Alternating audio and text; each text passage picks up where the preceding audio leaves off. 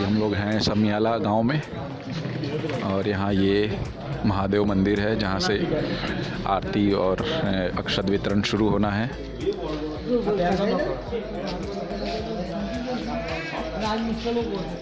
तो यहाँ कलश के विषय में और अक्षत के विषय में जानकारी दिया जा रहा है।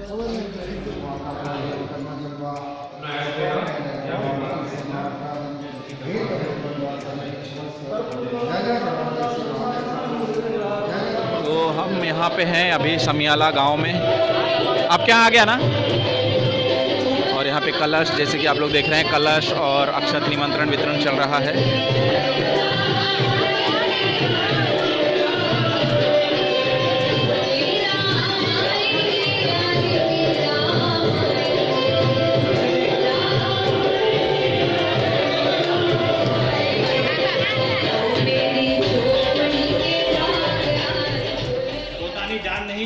પરંતુ આખા કુળની બલિદાની આપી દીધી। ત્યાર પછી એવા લોકોના પુણ્ય પ્રતાપ સ્વરૂપે આપણને આ અવસર પ્રાપ્ત થવા જઈ રહ્યો છે। સંઘર્ષનો ઇતિહાસ તો બહુ લાંબો છે, કદાચ 1.5-2 કલાકનો સમય જાય તો પણ પૂરો ન થઈ શકે। એટલે એ વિષયને આપણે ન લેતા અત્યારે શું કરવાનું છે આપણે એના તરફ જઈએ તો વર્તમાનમાં સમગ્ર ભારતમાં પ્રત્યેક જગ્યાએ આપ જાણતા જ હશો, અયોધ્યાથી આવેલ અક્ષત એ ઘરે ઘરે જઈ આ અક્ષત એ આપણા દરેકના ઘરે ઘરે જ અમારે આપવા છે। આપને પણ અમારી સાથે રહી અને પ્રત્યેકના ઘરે અક્ષત સાથે ભગવાન રામ મંદિરનો જે પ્રતિકૃતિ સમાન ફોટો છે તે ફોટો અને પત્રિકા, આ 3 વસ્તુ આપણે પ્રત્યેકના ઘરે પહોંચાડવાની છે। એટલે દરેકના ઘરે જઈ અક્ષત અને ફોટાનું વિતરણ આપણે કરવાનું। આ અક્ષત એનો ઉપયોગ શું કરવો તો એક પવિત્ર પ્રસાદ સ્વરૂપના અક્ષત છે। આ અક્ષતને આપણે આપણા પવિત્ર સ્થાનમાં રાખી શકીએ છીએ, એને પૂજન અર્ચન કરી શકીએ છીએ, કોઈક સારી જગ્યાએ એને મૂકી પણ શકાય છે। અને જો આપણે ઈચ્છીએ તો આ અક્ષતને આપણા ભંડારમાં એકત્રિત કરી લઈએ તો જેમ આપણે જાણીએ છીએ કે એક જળ લોટામાં ગંગાજળના 2 ટીપા પાડીએ તો આખું લોટાનું પાણી ગંગાજળ બની જાય। એ જ પ્રમાણે આ અક્ષતને આપણે જો આપણા ભંડારમાં ઉમેરી દઈશું તો આખો ભંડાર રામની પ્રસાદી બની જશે અને ભગવાન રામ કદાચ આપણા ઘરનો ભંડાર ક્યારેય ખતમ નહીં થવા દે એવી આપણે એમની પાસે પ્રાર્થના કરી અને આ અક્ષત જે અમે લઈને આવ્યા છીએ તે પ્રત્યેકના ઘરે ઘરે પહોંચાડવાનો આપણે પ્રયાસ કરીએ। આપ બધા અમારી સાથે રહો, થોડા થોડા ટીમમાં વહેંચાઈ જાઓ, તમારા 2-3 લોકો, અમારા 2-3 લોકો, અને પ્રત્યેકના ઘરે જઈ આપણે આ પ્રમાણે અક્ષતને વિતરિત કરીશું। અહીંનું આયોજન આપ કહેશો એ પ્રમાણે થશે। જય જય શ્રી રામ। जय श्री राम। અવાજ જરા जय श्री राम।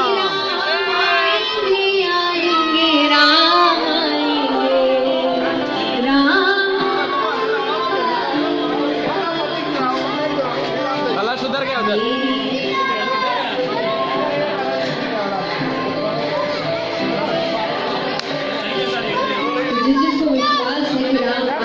चलो नाचो, बुला लाओ, चलो डांस करो सब।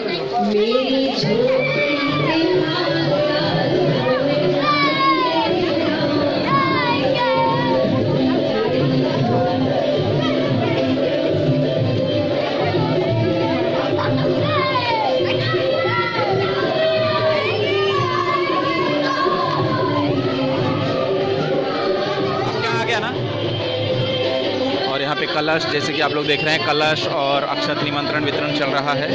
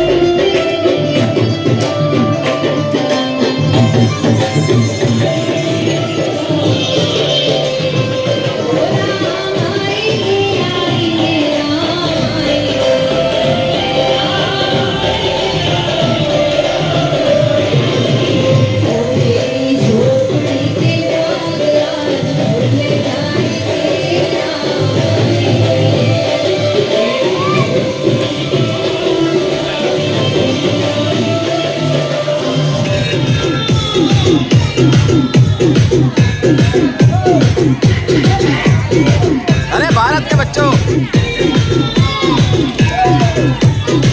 ये लो आप जरा शूट करो।